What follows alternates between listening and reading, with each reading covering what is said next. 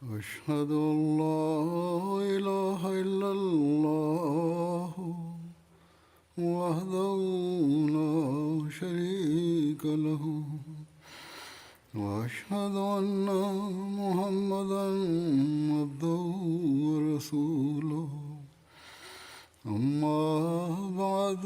فأعوذ بالله من الشيطان الرجيم بسم الله الرحمن الرحيم الحمد لله رب العالمين الرحمن الرحيم مالك يوم الدين إياك نعبد وإياك نستعين اهدنا الصراط المستقيم صراط الذين أنعمت عليهم غير المغضوب عليهم ولا الضالين.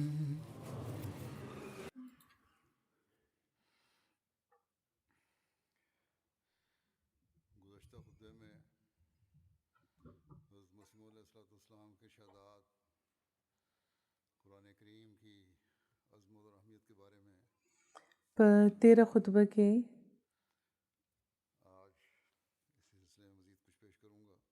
د قرآن د عظمت او د اهمیت باره کې د حضرت مسیح موعود علیه السلام ارشادات ما بیانول. نن به په دغه لړ کې لږ نور هم وړاندې کوم. د قرآن فضایل او اهمیت مسیح موعود علیه السلام بیانوي او فرمایي په خپل تصنیف تحفه کیسریه کې چې د ملکه وکټوریا د ډایمنډ جوبلی په موقع هغوی لیکلی وو چې پکې هغوی ملکې له د اسلام پیغام ورکړی و، د اسلام تبلیغ یې ورته کړی و. په هغې کې هغې لیکي او فرمایي قرآن د جوور حکمتونو نه ډک دی او په هر تعلیم کې د انجیل په مقابله کې حقیقي نیکی ښودلو لپاره یو قدم مخکې ږدي. په خاص طور د رښتونې او د غیر متغیر خدای لیدو لپاره چې کومه ډیوه ده هغه هم د قرآن په لاس کې ده. که دا به دنیا کې نه وی راغلی نو خدای خبر دنیا به په مخلوق پرستی کې تر کومې رسېدلی وی. نو د شکر مقام دی چې د خدای وحدانیت چې د ځمکې نه ورک شوی و هغه یو ځل بیا قایم شو. حضرت فرمایي چې څوک په هغه زمانه کې چا چې دومره په جرأت د کیسره هند له داسې پیغام ورکړی یا داسې د اسلام تبلیغ یې ورته کړی وي. نن همدغه خلک چې پکې دومره جرأت نه و چې د اسلام او د قرآن عظمت یې بیان کړی وي، دوی دا وایي چې مونږ نعوذ بالله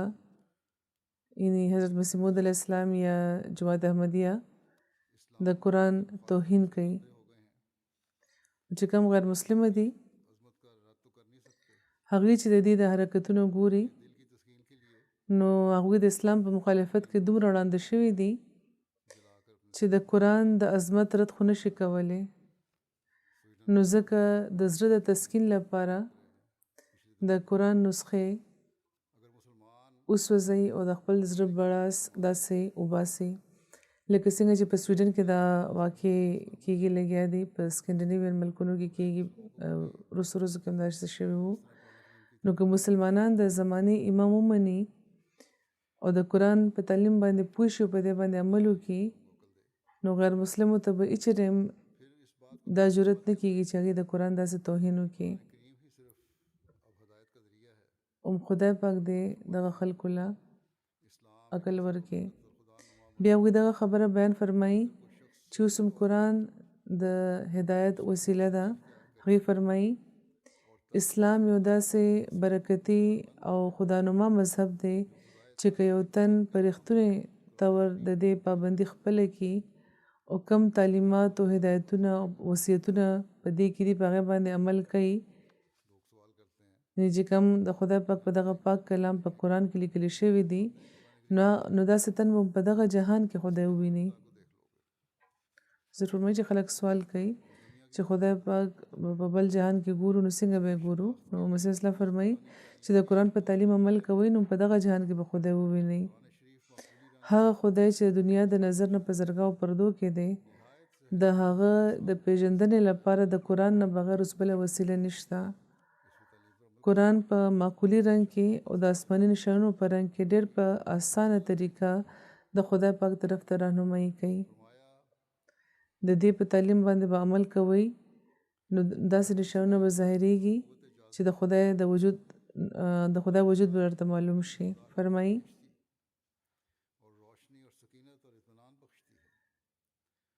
او په دې کې یو برکت دی او د جاذبې قوت دی چې د خدای پاک غوښتونکي دم په دم د خدای پاک طرف ته راکاږي او رڼا او سکینت او اطمینان ورته بخي. او قرآن باندې رښتونی ایمان چې څوک راوړي نو صرف د فلسفیانو په شان دا ګمان نه لري چې دغه پر حکمت عالم جوړونکي څوک په کار دی چې وي بلکې هغه یو ذاتي بصیرت ترلاسه کړي او د یو پاک رویت هغه مشرف شي او د یقین په نظر هغه وګوري چې واقعي هغه ثاني موجود دی او دغه پاک کلام رڼا ترلاسه کوونکي صرف د خشک معقولیانو په شان دا ګمان نه لري چې خدای واحد لا شریک دی بلکې هغه په سوونو ځلند نشانونو سره چې د هغه لاس ونیسي د ظلمت نه روباسي په واقعي طور دا مشاهده وکړي چې حقیقت کې په ذات کې او په صفات کې د خدای پاک هیڅ کوم شریک نشته او صرف دا نه بلکې هغه په عملي طور دنیا ته دا وښيي چې هغه هم داسې ګڼي خدای او د خدای پاک د وحدت عظمت دغه په زړه کې داسې ځای ونیسي چې هغه د خدای پاک د ارادې مخې ته د ټوله دنیا یو مړ چینجي په شان بلکې یو بیخي لاشه او بیخي کالعدم ګڼي. بیا په قرآن کې د علمي او د عملی تکمیل د هدایت هغه بیان فرمایي چې دا یاد ساتل پکار دي چې په قرآن کې علمي او عملی تکمیل هدایت دی.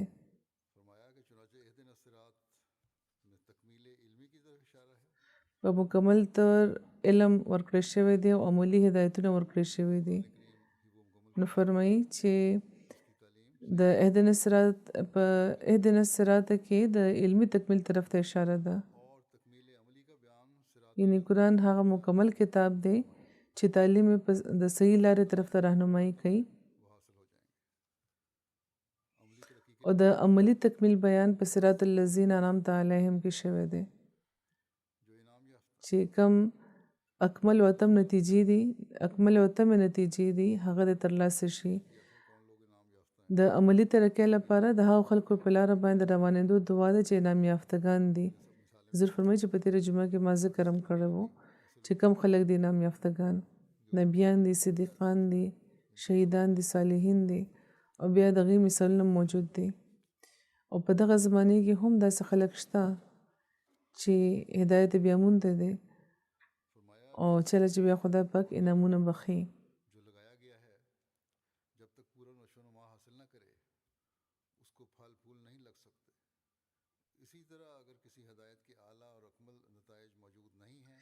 فرمایي چې لکه څنګه چې یو بوټی لګولی شوی دی تر څو چې هغه پوره نشونما ترلاسه نه کړي هغه میوه نشي راوړی. همدغه شان که د یو هدایت اعلی او اکمل نتایج موجود نه وي نو هغه هدایت مړ هدایت دی چې پکې د نشونما قوت او طاقت نشته. لکه څنګه چې د وید په هدایت باندې پوره عمل که څوک کوي نو هیڅ ورته دا امید نشي کېدی چې هغه به خلاصې یا نجات به ترلاسه کړي او د چینجو د جوړېدو چې کوم حالت دی هغې نه به هغه روزي او دایمي سرور به ترلاسه کړي نو دغه هدایت نه بیا څه فایده ده. خو د قرآن هدایت یو داسې هدایت دی چې په دې باندې عمل کوونکي د اعلی درجې کمالات ترلاسه کړي او خدای پاک سره یو رښتونی تعلق پیدا کېدل شروع شي تر دې چې دغه صالح اعمال چې د قرآن د هدایتونو مطابق کیږي هغه د یو طیب ونې په شان دی، یو پاکې ونې په شان دی. کوم مثال چې په قرآن کې ورکړل شوی دی دا وده کوي او میوه راوړي، یو خاص قسمه خوږوالی او ذایقه پکې کې پیدا شي.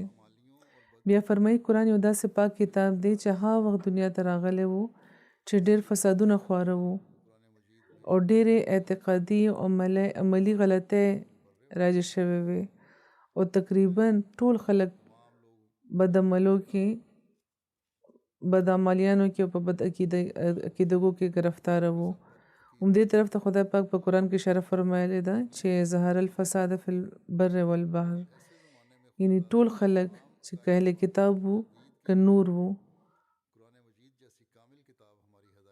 ټول په بدو عقیدو کې مبتلا وو او په دنیا کې یو لوی فساد جوړ وو. نو خدای پاک په داسې زمانه کې د ټولو باطلو عقیدو د تردید لپاره د قرآن په شان د کامل هدایت زموږ هدایت لپاره کامل کتاب زموږ هدایت لپاره راولېږلو چې پکې د ټولو باطلو مذهبونو رد موجود دی. او په خاص طور سورة فاتحه چې 15 وخت مونځ کې مونږ په هر رکعت کې دا ویل کېږي او د اشارې په طور په دې کې د ټولو عقیدو ذکر دی، لکه څنګه چې فرمایي الحمدلله رب العالمین، یعنی ټولې خوبه د ټولو خوبو مستحق هغه خدای دی چې ټولو جهانونو پیدا کوونکی دی او رحمان چې هغه بغیر د عمل نه بغیر د چا د عمل نه هغه پیدا کوي او بغیر د عمل نه هغه ډېر څه بخي، د غیر رحمانیت دا کار کوي. او رحیم هغه دا چې هغه د عمل له میوه ورکوي، نتیجه ورکوي، چې څه کار کوي د هغې به نتیجې وي، دعاګانې کوي چې هغه قبولې کړي. او هغه مالک یوم الدین دی، د جزا او د سزا د ورځې مالک دی او جزا سزا په دغه دنیا کې هم ده او په بل جهان کې. فرمایي چې په دغه 4 صفتونو کې د ټولې دنیا فرقو بیان شوی دی. اوس په غور یو انسان په 15 وخت مونځ کې دا وایي نو ډېر معرفت ترلاسه کولی شي. بیا دا خبره بیان فرمایي چې قرآن یوه معجزه ده. فرمایي د معجزې اصل حقیقت دا دی چې معجزه داسې یو خارق عادت امر ته ویل کېږي چې مخالف فریق دغه مثال وړاندې کولو نه معذور شي، یو مثال هم وړاندې نه کړی شي. که هغه کار په ظاهره نظر چې ورته ګوري نو د انسان د طاقتونو دننه معلومیږي، لکه څنګه چې قرآن یو معجزه ده چې د عربو د ټولو خلکو مخې ته وړاندې کړی شوې وه. نو که هغه په سرسري نظر ورته وکتلی شي نو دا د انسان د طاقتونو دننه خبره دا معلومیږي. خو د دې نظیر وړاندې کولو نه د عرب ټول خلک معذوره وو. نو د معجزې حقیقت باندې پوهېدو لپاره د قرآن کلام یو ډېر روښانه مثال دی چې په ظاهره هغه یو کلام دی لکه څنګه چې د انسان کلام وي،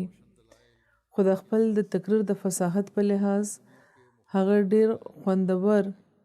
او مصفا او رنگین عبارت په لحاظ چې په هر ځای کې د حق او د حکمت د پابندۍ التزام لري، او بیا د روښانه دلیلونو په لحاظ چې ټولې دنیا چې کوم مخالفانه دلیلونو په هغې باندې دا غالب شوي وو، او بیا د زبردستو پیشګویو په لحاظ هم دا یو داسې لاجوابه معجزه ده چې باوجود له دې چې 1400 کاله پې تېر شوي دي یو مخالف هم د دې مقابله ونه کړی شوه او نه څوک طاقت لري چې وکړي. قرآن ته د ټولو دنیا د کتابونو په مقابله کې دا امتیاز ترلاسه دی چې دا معجزانه پیشګویي هم چې په معجزانه عبارت کې چې د اعلی درجې بلاغت او فصاحت نه ډک وي او د حق او د حکمت نه ډکې وي بیانوي. نو اصل او درون مقصد د معجزې دا وي چې د حق او د باطل یا د صادق او د کاذب ترمنځ یو فرق وښایي او د داسې امتیازي امرنامه معجزه یا په نورو لفظونو کې نشان وي.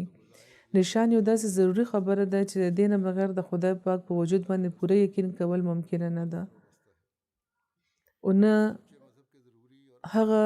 نتیجه ترلاسه کېدل ممکن وي چې کم په پوره یقین ترلاسه کېدی شي. دا خو ظاهر ده چې د مذهب اصل صداقت د خدای پاک د هستی پیژندنې سره تړلی شوی دی. د رښتوني مذهب لپاره په اهمو لوازماتو کې دا خبره هم شامله ده چې پکې د داسې نشانات موجود وي چې د خدای پاک په هستی باندې قطعي او یقیني دلیل ورکوي او هغه مذهب په ځان کې داسې یو زبردست طاقت لري چې څوک چې په دې باندې عمل کوي نو د هغه لاس د خدای پاک لاس سره هغه میلاو کړي، داسې تعلق د خدای سره د هغه پیدا کړي. صرف په مصنوعاتو باندې نظر کول او د ثانیې صرف ضرورت محسوسول او د هغې په هستی باندې واقعي اطلاع نه بیا موندل د خدا شناسۍ لپاره دا کافي نه دي. یعنې صرف دا معلومول چې څوک جوړول والا شته دا کافي نه دي او په دومره باندې څوک خدای سره رښتونی تعلق نشي پیدا کولی او نه د خپل د نفس او نه خپل نفس د نفس جذباتو نه پاکولی شي. صرف دومره علم لرل چې څوک شته په دې خو د نفس صفایي نشي کېدی او نه تعلق پیدا کېدی شي خدای سره. دې نه صرف په دې باندې انسان پوهېدی شي چې د دغه محکم ترکیب سوکسانې په کار دی چې وي، یعنې جوړونکي په کار جسې وي او په حقیقت کې هغه ثانې شته دا چې په کائنات کې چې څه موږ ته ښکاري د هغې څوک جوړونکي شته نو دا اصل علم په کار دی چې وي او چې کله دا علم وي او چې د کوم خدای موږ عبادت کوو چې هغه شته نو بیا ورسره حقیقي تعلق هم بیا پیدا کېږي او بیا د خدای پاک د حکمونو باندې د روانېدو طرف ته پام د انسان پیدا کېږي او بیا د خپل د نفس اصلاح هم طرف ته هغه پام کوي. فرمایي او ظاهره چې صرف د ضرورت احساس کول دا یو قیاس دی چې د رویت مقام نشي دا کېدی او نه د رویت پاکې نتیجې په دې کې پیدا کېدی شي. یې صرف د چا باره کې ګمان کول او بیا هغه لیدل هم دا ډېر لوی فرق لري. نو کوم مذهب چې انسان صرف د خدا شناسۍ ته صرف په دغه مرحله پرېږدي چې داسې څوک کېدل پکار دی نو دا یوه ناقصه مرحله ده او دا د هغې د عملي حالت چارهګر نشي کېدی او په حقیقت کې داسې مذهب یو مړ مذهب دی چې تنه د پاکې تبدیلۍ تمه لرل یوه خام تمه ده. ظاهر ده چې کله عقلي دلیلونه د مذهب د صداقت لپاره کامل شهادت نشي کېدی او دا داسې مهر نه دی چې یو جلساز د دې په جوړولو باندې قادر نه وي بلکې دا خو د عقل چې کم عام سترګه د هغې یوه ګداګري به دا تصور کېږي چې وي. نو صرف د عقل دلیلونه خو ورکړی کېدی شي یا عقل نه ډېرې خبرې خو کولی شي خو دا کافي نه ده تر څو چې د خدای پاک د صفتونو باندې انسان پوه نشي ترې استفاده نشي کولی. فرمایي چې دې خبرې فیصله بیا څوک کوي چې عقلي خبرې چې یو کتاب لیکلی دي هغه په حقیقت کې الهامي دي یا چېرته بل کتاب نه هغه پټ کړی شوي دي او لیکلی شوي دي. که فرض هم وکړی شي چې دا پټې کړې شوي خبرې نه دي نو بیا هم دا د خدای پاک په هستی باندې یو قاطع دلیل څنګه کېدی شي تر څو چې د حق طالب چې که څوک وي د هغې نفس په دې باندې پوره تسلي بیا نه مومي چې صرف هماغه عقلي خبرې په یقیني طور د خدانما آیتونه دي دا څنګه اطمینان ورته کېدی شي. هغه خبرې خو بیخي بیا د غلطۍ نه مبرا دي، یعنې داسې شیونه چې د خدای پاک طرف ته انسان بوځي هغه د هر قسمه غلطۍ نه پاکې خبرې دي. نو یو داسې مذهب چې صرف یو څو خبرې د عقل یا فلسفې طرف ته منسوبې کړي خپل د صداقت وجه بیانوي او د آسماني نشانونو او خارق عادت خبرې ښودلو نه هغه قاصر نو داسې مذهب باندې چې څوک روان وي تن نو هغه یا فریب خوړلی دی یا فریب ورکوي، یعنې دوکه یا خوړلی دی یا دوکه ورکوي هغه په طریقې کې مري. نو صرف په عقلي دلیلونو د خدای پاک وجود په یقیني طور نشي ثابتېدی او نو د یو مذهب صداقت به ترې څنګه ثابتېدی چې تر څو چې یو مذهب دغه خبرې ذمهوار نه وي چې هغه د خدای پاک هستي په یقیني طور ثابته کړي وښیي نو تر هغې هغه مذهب بیا هېڅ څیز نه دی او بدقسمته د هغه انسان چې داسې مذهب یې خوښوي. یو هغه مذهب د لعنت داغ په خپل تندي باندې لري او چې کوم انسان معرفت کوم انسان یو داسې مذهب چې د انسان معرفت تر هغې مرحلې نشي رسولی چې هغې خدای لیدلی وي نو داسې مذهب د لعنت داغ په خپل تندي لري. نو دا هغه مقام دی چې دا ترلاسه کول موږ ته کوشش پکار دی خو چې خدای پاک وپېژنو، نشانونه نه وپېژنو، ذاتي تعلق نه وپېژنو، صرف په عقلي دلیلونو نه او بیا چې کوم حقیقت د انسان باندې هغه کولاو شي هغه حقیقت دی. د خدای پاک په فضل په جماعت احمدیه کې داسې مثالونه موجود دي چې لامذهبه خلک او داسې خلک چې خدای نه منل هغوی ته هم د خدای پاک د وجود یقین چې ورکړی شو، عقلي دلیلونه ورکړی شو، بیا چې ورته نشانو ښودلی شو او واقعیت ورته بیان کړی شو نو هغوی بیا مذهب ومنلو اسلام یې ومنلو. دلته په مغرب کې هم داسې خلک شته. مثلا د بیلجیم یو ملګری و خدای نه منلو لا مذهب و انډونیشن و هغه بیلجیم ته راغلی هم دلته بیا و هغوی بیعت وکړو نو په خپله ماته دا ویلي وو چې ما چې کله د خدای پاک وجود ومنلو نو صرف په عقل نه بلکې واقعیتي دلیلونو نه او په نشانونو بیا ما لپاره بله لاره نه وه چې ما سوای له دې چې ما احمدیت او حقیقي اسلام منلی وی. همدا لاره ده ځکه چې دا ماته احمدیت ښودلی وو نو ځکه زه احمدي شوم احمدي مسلمان شوم.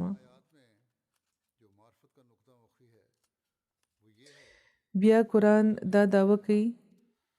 چې دا د متقیانو لپاره هدایت دی. حضرت مسیح موعود علیه السلام د باره کې فرمایي چې په دغه آیتونو کې چې کومه د معرفت نقطه پټه ده هغه دا ده چې خدای پاک دا فرمایلی دی الف لام میم الف لام میم ذالک الکتاب لا ریب فیه هدی للمتقین. یعنی دا هغه کتاب دی چې د خدای پاک د علم نه ظهور بیا مونته دی او چونکې د هغه علم د جهالت نه او د نسیان نه پاک دی نو ځکه دغه کتاب د هر قسمه شک او د شبهې نه پاک دی او چونکې د خدای پاک علم د انسانانو د تکمیل لپاره ځان کې یو کامل طاقت لري نو ځکه دا کتاب د متقیانو لپاره یو کامل هدایت دی او هغوی هغه مقام ته رسي چې د انسان د فطرت د ترقیاتو لپاره آخري مقام دی. او بیا هغوی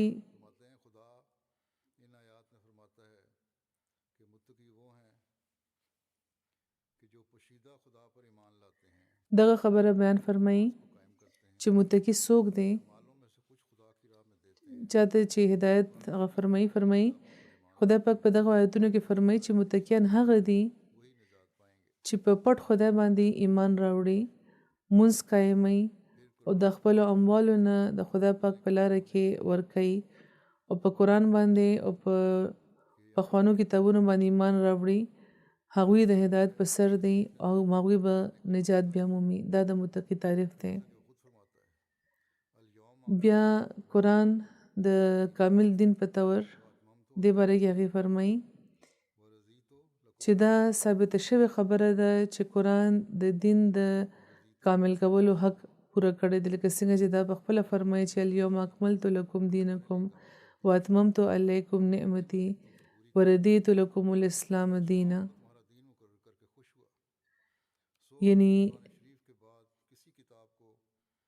یعنی نن ما تاسو لپاره ستاسو دین کامل کړو او خپل نعمت مې په تاسو پوره کو او زه خوشحاله شم په دې چې اسلام مې ستاسو دین مقرر کو. نو د قرآن نه پس بل یو کتاب هم ځای نشته ځکه چې څومره چې د انسان اجت وو هغه هر څه په قرآن کې بیان شوی دی. اوس صرف د خدای پاک د مکالماتو دروازه پرانیسته ده هغه هم پخپله نه بلکې رښتوني او پاک مکالمات چې صریح او په واضح طور د خدای پاک د نصرت رنګ ځان کې لري او ډېر غیبي امور باندې مشتمل وي او د نفس د تزکیې نه پس صرف د قرآن باندې د روانېدو او د رسول کریم په اتباع دا ترلاسه کیږي. حضرت فرمایي چې افسوس چې زموږ مخالفین دا د معرفت خبرې نه اورېدل غواړي او موږ باید نه اورېدل غواړي په موږ د الزام لګوي چې نعوذ بالله موږ په قرآن کې تحریف کړی دی.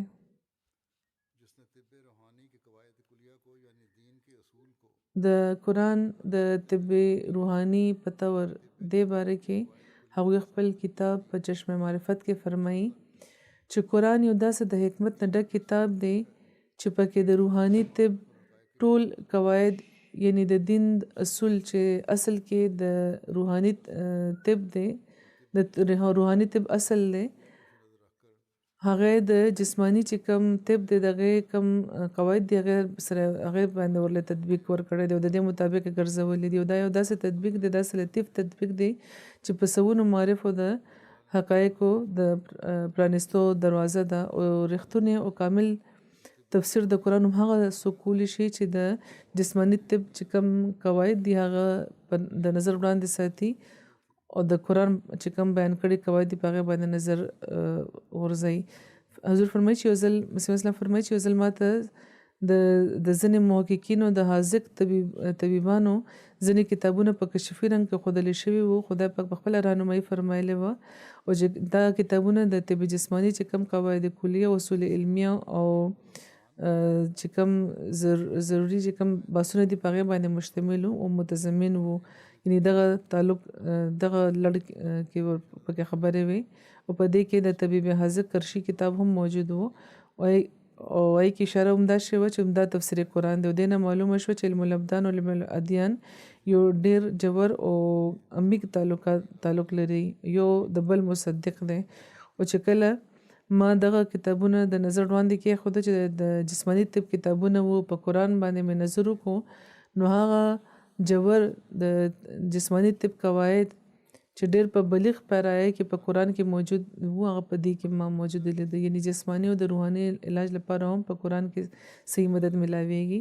او په دې باندې په غور کولو لپاره معرفت ترلاسه کولو لپاره د زمانې د امام چې کومې خبرې دي د هغې د اورېدو ضرورت دی او د لیټریچر د لوستو ضرورت دی. بیا دغه خبره هغوی بیان فرمایي چې د خدای پاک سره تعلق اصل ذریعه هم قرآن ده. فرمایي دا یاد ساتل پکار دی چې انسان د غیب الغیب خدای بیخي په خپل کود نشي پیژندلی تر څو چې هغه ورته ځان په خپلو نشانونو ونه ښایي او خدای پاک سره رښتونی تعلق بیخي نشي پیدا کېدی تر څو چې هغه تعلق خاص د خدای پاک په وسیله پیدا شوی نه وي او نفسانی علایشونه بیخي د نفس نه نشي وتی تر څو چې د قادر خدای له طرفه یو رڼا په زړه کې داخله نشي. وګورئ زه دا د رویت شهادت وړاندې کوم چې دا تعلق صرف د قرآن د تعلیم باندې په روانېدو ترلاسه کېږي او بل یو کتاب کې ژوند روح نشته او د اسمان د لاندې صرف یو کتاب دی چې د هغه حقیقي محبوب مقدر ته ښایي، یعنی قرآن. نو د قرآن په حکمونو باندې په عمل انسان د خدای پاک مخ لیدی شي. نو مونږ احمدیان لپاره حضور فرمایي چې د غور مقام دی. مونږ څومره داسې دي چې د قرآن په تعلیم باندې عمل کوي، په غور دا ګوري لولي، نو ځکه مونږ ته پوره کوشش کول پکار دی چې خدای پاک دې مونږ له دې توفیق هم راکړي. بیا حضرت مسیح موعود علیه السلام فرمایي چې زما او د هغه رازبازانو چې ما نه مخکې تیر شوي دي دا د خپلو سترګو باندې لیدلی شوې د هغوی واقعه ده او ذاتي تجربه ده چې قرآن او د رسول کریم صلی الله علیه وسلم په خبرو باندې رښتونی عمل چې د اخلاص او په د صدق په قدم وي. دې کې دا خاصیت دی چې رو د خدای واحد او لا شریک مینه په زړه کې ځای ونیسي او د خدای پاک کلام چې کوم روحاني طاقت لري هغه انساني روح ته یو نور وبخي چې په دغه سترګه بیا پرانیستلی شي او آخر هغه د دویم جهان چې کوم عجایبات دي هغه ته ښکاري او هغه ورځ بیا هغه ته د علم الیقین په طور معلومه شي چې خدای شته. بیا هغه یقین ترقي کوي او علم الیقین نه عین الیقین ته ورسي او بیا عین الیقین نه تر حق الیقین ورسي او چې کوم تن په قرآن او رسول کریم ایمان راوړي مخکې هغه ته هېڅ تزکیه نفس نه وي ترلاسه او قسم ګناهونو کې هغه مبتلا وي او بیا د خدای رحمت دغه دستګیري کوي او خارق عادت طریقو سره د هغه ایمان له قوت ورکړی کېږي لکه څنګه چې په قرآن کې دا لفظ دی چې لهم البشرا فی الحیات الدنیا، یعنی ایماندارو ته د خدای پاک له طرف نه بشارتونه ملاویږي. همدغه شان هغه د خپل ذات باره کې هم ډېر قسمه بشارتونه بیا مومي لکه څنګه چې دغه بشارتونو په ذریعه دغه ایمان مضبوطی کې همداسې هغه د ګناهونو نه بیا پرهیز هم کوي او د نیکۍ طرف ته حرکت کوي. د اسلام په برترۍ یو مضمون چې د آریه سماج په یو جلسه کې ویل شوی و په دې کې د قرآن د امتیازي خصوصیاتو ذکر مسیح اسلام فرمایي. هغه امتیازي نشان چې د الهامي کتاب د پیژندنې لپاره عقل سلیم مقرر کړی دی هغه صرف د خدای پاک چې کوم مقدس کتاب د قرآن پای کې موجود دی او په دغه زمانه کې هغه ټولې خوبۍ او په دغه زمانه کې هغه ټولې خوبۍ چې د خدای کتاب کې د امتیازي نشان په تور په کار دي چې وي هغه په نورو کتابونو کې بیخي مفقوده دي. ممکنه ده چې په دې کې هغه خوبۍ په پخوانو زمانو کې به وي خو اوس پکې نشته او موږ دا کتابونه د دلیل په تور الهامي کتابونه ګڼو او هغوی الهامي دي خو د موجوده حالت په لحاظ هغوی بیخي بېسوده دي او د هغه شاهي قلا په شان دي چې خالي او ویرانه پرته وي او دولت او فوجي طاقت هر څه ترې تللی وي. بیا د امتیازي خوبونو نور ذکر هغوی فرمایي چې اوس د قرآن چې کوم امتیازي خوبۍ دي چې د انسان د طاقت نه برتري دي دغه به بیانوم فرمایي. بل خدای چې په دې کې یو زبردست طاقت دی چې څوک چې په دې باندې عمل کوي نو هغه د ظني معرفت نه د یقیني معرفت تر حده ورسوي. یعنې صرف ظن نه بلکې یقین وشي ورته او یقیني معرفت پکې پیدا کېږي. هغه دا چې کله یو انسان په کامل طور د دې باندې عمل کوي نو د خدایي طاقت چې کومې نمونې دي هغه د معجزې په رنګ کې ورته ښودلی کېږي. خدای ورسره کلام کوي او د خپل د کلام په ذریعه غیبي امور د هغه خبرې او زه د قرآن دا برکتونه د کیسې په تور نه بیانوم بلکې هغه معجزې زه وړاندې کوم چې کوم ماته ښودلې شوي دي. هغه ټول معجزې د 1 لک د چغدي په شمېر کې بلکې د 1 لک نه به هم زیات وي. قرآن کې خدای پاک فرمایلی دي چې کم تن زما په دغه کلام عمل کوي او صرف دا نه چې دغه کتاب په معجزو باندې ایمان راوړي بلکې هغه له به دا معجزې ورکړې کېږي نو ما په خپله هغه معجزې د خدای پاک د کلام د تاثیر نه بیا مونتې دي چې د انسان د طاقت نه اوچتې دي او صرف د خدای پاک دا کار دی. هغه زلزلې چې په ځمکه راغلي دي هغه طاعون چې دنیا خوري په دغه معجزاتو کې شامل دي چې کوم مال راکړل شوي دي. فرمایي چې دا معجزات زما نه دي بلکې دا د قرآن دي ځکه چې موږ دغه د طاقت دغه د چې کوم عطا کړی روح په دغې باندې دا کار کول لګیا یو. فرمایي چې قرآن په زبردست طاقتونو کې یو طاقت دا دی چې څوک چې په دغه باندې عمل کوي نو هغه له معجزات او خوارق ورکړی کېږي. هغه دومره په کثرت وي چې دنیا دغې مقابله نشي کولی. نو زه دا دعوه کوم او په اوچت اواز دا وایم چې که د دنیا ټول مخالفین که په مشرق کې دي او که مغرب کې که دا په ټول یو میدان کې راغونډ شي او په نشاناتو کې او خوارقو کې که ما سره مقابله کول غواړي نو زه به د خدای پاک په فضل او په توفیق په دې ټولو غالب یم او دا غلبه به په دغه وجه نه وي چې زما روح کې څه زیات طاقت کې بلکې دا په دغه وجه وي چې خدای پاک دا غوښتي دي چې د هغه د کلام د قرآن زبردست طاقت او د هغه د رسول کریم صلی الله علیه و وسلم چې کوم روحاني قوت دی او د هغې چې کوم اعلی مرتبه ده د هغې زه ثبوت ورکم او هغه محض په خپل فضل دا نه چې زما په څه هنر ماله دا توفیق راکړی دی چې زه د هغه د عظیم الشان نبي او د هغه د قوي الطاقت کلام چې کوم دی په هغې باندې زه عمل کوم هغه سره مینه کوم او د خدای پاک کلام چې نامه قرآن ده هغه د رباني طاقتونو مظهر دی. زه په دې باندې ایمان راوړم او د قرآن د لوز دی چې لهم البشرا فی الحیات الدنیا او دا دغه لوز دی چې ایدهم بروح منه او دا دغه لوز دی چې یجعل لکم فرقانا د دغه وعده مطابق خدای پاک د هر څه مال راکړی دی او ترجمه د دغه آیتونو دا ده چې کوم خلک په قرآن باندې ایمان راوړي نو هغوی له به مبشر خوبونه او الهامونه ورکړی کېږي یعنې په کثرت به ورکړی کېږي. یعنې لږ ډېر خو هر چا له څه نه څه رښتونی خوب راشي خو یوې قطرې ته یوه قطره یو سیند سره هېڅ نسبت نه لري او یو پیسه د یو خزانې سره هېڅ مشابهت نه لري. بیا فرمایي چې کامل پیروي چې څوک کوي نو د هغه به روح القدس په ذریعه د هغه تایید کېږي یعنې د هغه فهم او د هغه عقل له به د غیب نه یو رڼا میلاویږي او د هغې کشفي حالت به ډېر صفا کړی شي او د هغه په کلام او په کار کې به تاثیر ښودلی کېږي او د هغه ایمان به ډېر مضبوط کړی شي. بیا فرمایي چې خدای د هغې او د هغې په اغیارو کې به یو واضح فرق ظاهروي یعنې د هغې په مقابله کې هغې دې له به کم معرف ورکړی کېږي نو هغې له به د کرامات او خوارق هغې له به ورکړی کېږي او نور ټول کامونه به د هغې نه ظاهرولو نه به معذوره وي. فرمایي نو زه دا ګورم چې د پخوا رسې د خدای پاک د لوز پوره کېږي او په دغه زمانه کې زه پخپله د دې په د دې د کتو ګواهي ورکوم. حضور فرمایي چې مسلمانان دې خدای وکړي چې په دې پوه شي او موږ ته دې هم د دې صحیح ادراک ترلاسه شي چې په دغه زمانه کې خدای پاک حضرت مسیح موعود علیه السلام نشانونو سره را لېږلي دي او دا د نشانونو سلسله تر ننه جاري ده او چې کوم د خدای څوک هم چې د خدای پاک د کلام په صحیح طور پیروي کوي خدای پاک سره څه خوند د دې هغې باندې اوسه کوي. بیا فرمایي چې دا خو ما د قرآن هغه زبردست طاقت بیان کو چې څوک ور باندې عمل کوي هغې باندې دا اثر غورځوي خو چې کوم دا نور معجزات دي هغې نه هم دا ډک دی او دې کې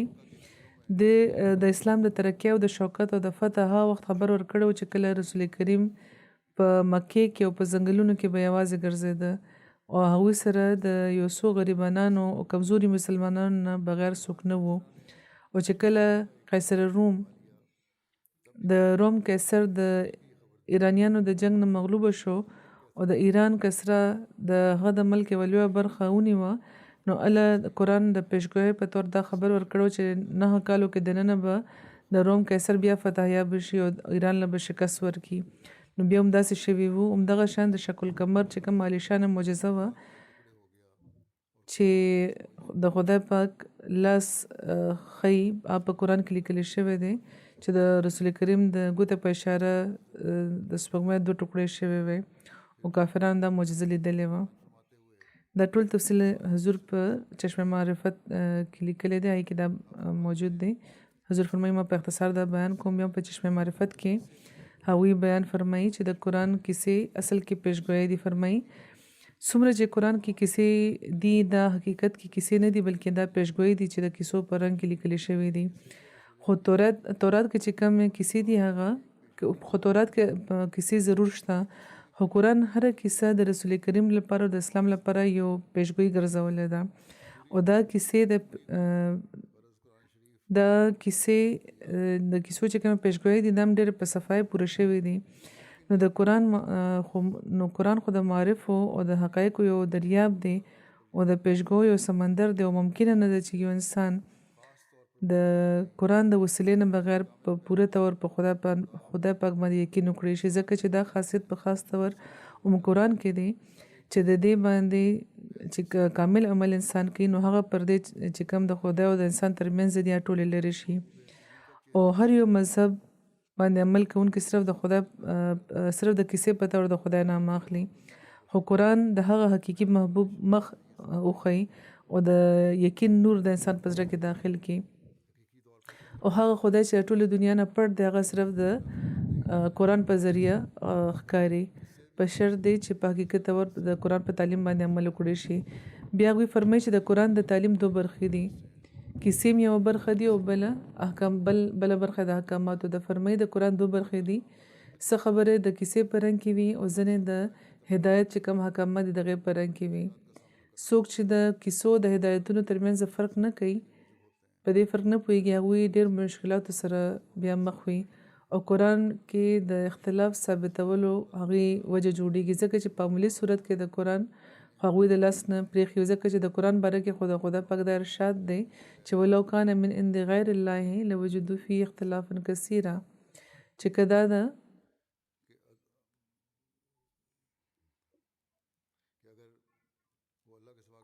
چې که دا د خدای پاک نه بغیر د بل چا له طرفه وی نو دوی به ضرور په دې کې ډېر اختلاف موجود وي. فرمایي چې د عدم اختلاف دلیل دی چې دا د خدای پاک له طرفه دی چې اختلاف پکې نشته ځکه دا د خدای طرفه دی. دا عاقبت اندیش په کیسو کې او په هدایت کې چې فرق نشي کولی نو ځکه اختلاف پیدا کوي او دا من عند غیر الله ګرځي.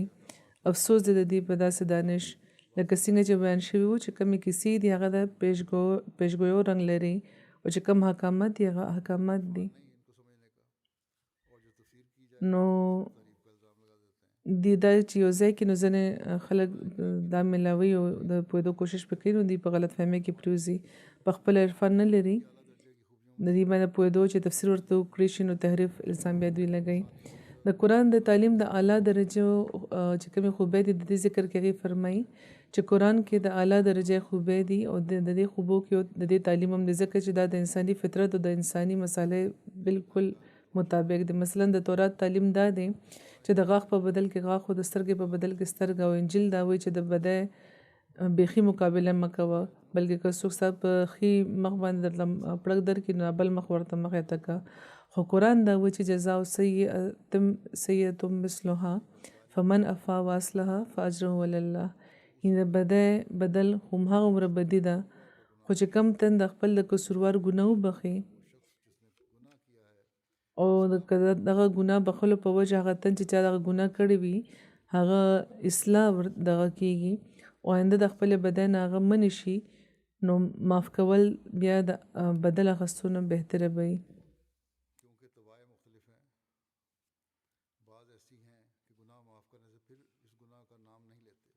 یعنې سزا ورکول به بهتره وي ځکه چې مختلف طبیعتونه وي.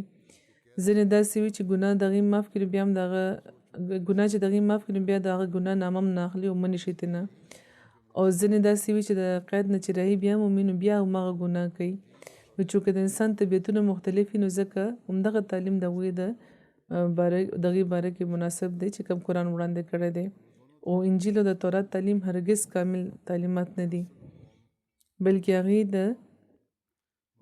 دغه تعلیم د انساني ونې چې کوم خاخونه دي نو صرف یو خاک سره هغه تعلق لري او د دواړو تعلیمات د هغه قانون مشابه دي چې صرف د یو قام یا د یو مقام دپاره مختص وي. خو د قرآن تعلیم د ټولو طبیعتونو د انسانانو د ټولو هر قسم طبیعتونو لحاظ لري.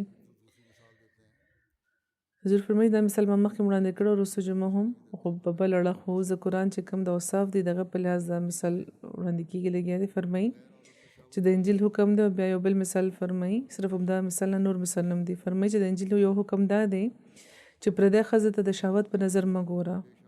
خو قرآن دا وایي چې بیخي ورته مه ګوره ښځو ته مه ګورئ نه د شهوت په نظر او نه بې شهوته ځکه چې یو نه یو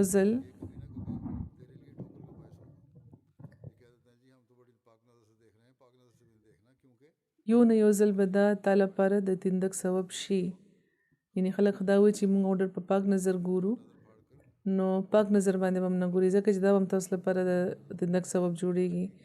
بلکې که اجت پیښ شي نو په پټو سترګو دا نه چې ښه سترګې واضح کوي په دې باندې هغه ضرورت بیا پکار دی چې ختمول پکار دی. یعنې که ضرورت پیښ شي نو په نیمې سترګې چې داسې کلاوې وي نو داسې سترګو باندې ورته کتل پکار دي دا نه چې پوره درته ښکاره شي سترګې واضح کوي ورته ګورئ. فرمایي او انجیل دا وایي چې د زنا نه بغیر د خپلې ښځې له بیخي طلاق مه ورکوه. خو قرآن دغه خبرې مصلحت ته ګوري چې طلاق صرف د زنا سره مخصوص نه دی بلکې که د سړي او د ښځې ترمنځ دشمني پیدا شي او موافقت نه وي مثلا د ژوند اندېښنه وي یا که ښځه زانیه نه ده خو د زنا چې کوم مقدمه دی هغه ترې نه کېږي پردو سړو سره ملاویږي نو په دغه ټولو صورتونو کې د خاوند چې کومه رایه ده هغې باندې د دې انحصار ایښودلی شوی دی چې که هغه مناسبه ګڼي نو پرېږدي دي بلکې تاکید دی او ډېر سخت تاکید دی دا نه چې په آرام طلاق ورکه چې بلکې تاکید دی او ډېر سخت تاکید دی چې په طلاق ورکولو کې تعدي مه کوه. نو دغه خبرې جواب هم دلته ملاو شو چې مرد ته کلي اختیار دی د طلاق ورکولو. د ځینو خلکو سړو دا خیال چې دا صرف د سړو اختیار دی هغه استعمال هم کوي او زیاتې هم کوي. نو فرمایي چې بغیر د جایزې وجې یو قسم جایز نه دی خو د دې هم د کوشش هم دا کوي چې ورنه کړی شي. فرمایي چې ظاهره ده چې د قرآن تعلیم د انساني حاجتونو مطابق دی او د دې په ترکولو څه نه څه خرابې به ضرور راپېښېږي. نو د دې په وجه ځینې د یورپ چې کوم حکومتونه دي هغې ته د طلاق د جواز قانون منظورول بیا پیښ شو. اوس قانون کې دا لیکلی کېږي چې جواز چې وجه به هغې ورکوي ډېرو مقدمو کې ترې تپوس کېږي چې ولې طلاق کېږي لګیا د ولې علیحدګي کېږي لګیا د ثبوت ورکول پکار ټول. نو بهرحال فرمایي چې دا په اسانۍ نه کېږي نو ځکه دوی ته اوس خپل قانون هم جوړول پیښ شو. د دنیا کارونه خو بهرحال جوړیږي او ماتیږي او د نورې بهترۍ پیدا کولو کوششونه پکې کېږي خو بیا پکې سنه څه کمزوري پاتې شي، سنه څه نقص پکې پاتې شي، خو د خدای قانون داسې دی چې د عین د فطرت مطابق دی. حضور فرمایي چې دلته به یو ځل بیا دا واضح کړم چې صرف سړي ته نه بلکې ښځه ته هم دا حق دی چې که خوښه وي یا خوښه نه وي یا په څه وجه هم هغه خله اخیستی شي، او که سړی قصوروار وګرځي او د زنې زیاتی د هغې ثابتې شي، نو بیا دا خیال چې د حق مهر به نه ورکوي، نو حق مهر به هم هغه ورکوي او حقوق به هم هغه پوره کوي. نو ځکه چېرته دا لکه د ښځې په ذهن کې دا خیال نه دی راتلل پکار چې صرف سړي له دا حق ورکړی شوی دی. چې کله د ښځو په حواله خبرې کېږي نو هلته به د دې تفصیلا بیا بیان شي. حضور فرمایي چې بهرحال دا مضمون جاری دی. نور هم د مسیح موعود علیه السلام ارشادات دي چې وخت په وخت به بیانوم په دغه حواله. خدای پاک دې موږ له د قرآن په تعلیم باندې د صحیح عمل کولو توفیق عطا کړي.